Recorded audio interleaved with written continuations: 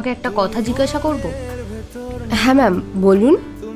তোমার হাজবেন্ড এমনি কি করে? ম্যাম, এখন তো তেমন কিছু করে না। আমি অফিসে যাই, ও ঘরের কাজগুলো সামলায়। আমাদের কন্ডিশনটা একটু ঠিক হয়ে গেলেই ও একটা স্টার্ট আপ খুলবে বলেছে। আচ্ছা, তাহলে আমাকে একটা কথা বলো তো, তুমি ওয়েল রিচ ফ্যামিলি থেকে বিলং করো, এমনকি নিজেও ভালো ইনকাম করো, তাহলে এমন ছেলেকে কেন বিয়ে করেছো যে ঠিকমতো কাজই করে না?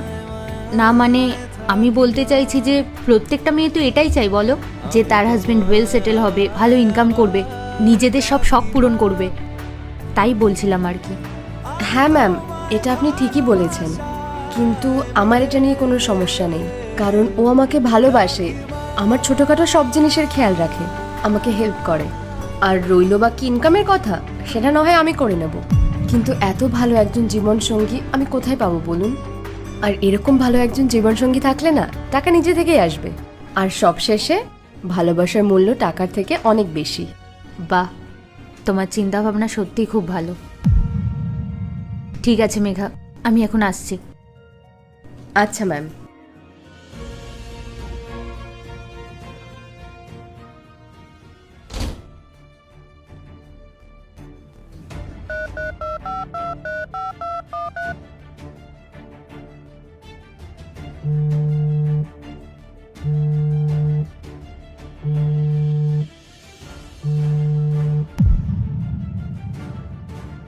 হ্যালো। হ্যাঁ রাহুল, বলো। আসলে আমি তোমাকে কল করেছি তোমার কাছে ক্ষমা চাওয়ার জন্য। আমি তোমার সাথে যা যা করেছি সেগুলো করে আমি খুব অন্যায় করেছি। তুমি প্লিজ আমাকে ক্ষমা করে দাও রাহুল। জানো রাহুল, আজ না তুমি একটা জিনিস আমাকে শিখিয়ে দিয়েছো, জীবনে টাকা পয়সাই সব কিছু হয় না, ভালোবাসা মানুষেরও দরকার। আজ আমার কাছে সব কিছু আছে, যা যা জীবনে আমি চেয়েছিলাম, কিন্তু ভালোবাসার মানুষ নেই। সত্যি আজ না তোমাকে দেখে আমার খুব ভালো লাগছিল যে তুমি তোমার লাইফে এত ভালো একটা সাপোর্টিভ লাইফ পার্টনার পেয়েছো। আজ তোমার কাছে সেই সব সুখ আছে যেটা আমার কাছে নেই।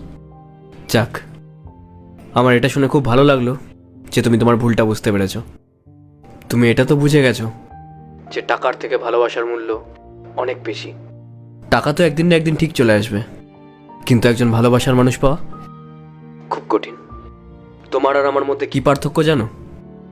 তুমি টাকাকে চুজ করেছো আর আমি ভালোবাসাকে।